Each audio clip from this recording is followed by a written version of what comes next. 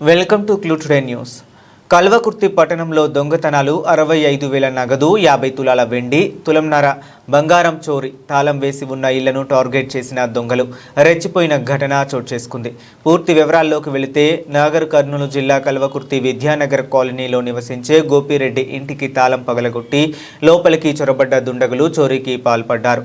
ఈ సందర్భంగా బాధితుడు గోపిరెడ్డి మీడియాతో మాట్లాడుతూ తన ఇంట్లో సుమారు రాత్రి 1 గంట నుండి 2 గంటల మధ్య ప్రాంతంలో తన ఇంట్లో దొంగలు పడ్డారని, 50 తులాల వెండి, తులంన్నర బంగారం, అలాగే 65,000 రూపాయల నగదును దొంగలు అపహరించినట్లు బాధితుడు తెలిపాడు.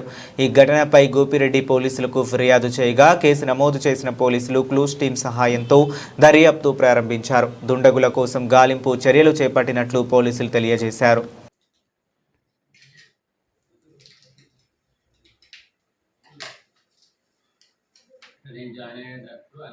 కలిసినప్పుడు ఎట్లుంటుంది అని కావాల్సిన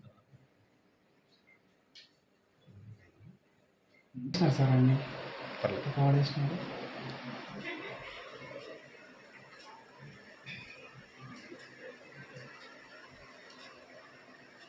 చెప్పండి సార్. మీ పేరు? నా పేరు చిమ్మల భరత్చంద్రారెడ్డి అలియాస్ కోపిరెడ్డి, విద్యానగర్ కాలనీ.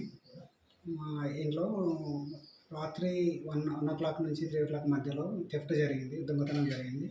ఆ దొంగతనంలో తులన్నర గోల్డ్ పోయినది, ఒకటి చైన్ ప్లస్ 2 చెవుల కమ్మలు, దాంతోపాటు ఒక ½ కిలో వెండి పోయినది, వెండి ఆభరణాలు, ఇంకా 62,000 క్యాష్ పోయింది.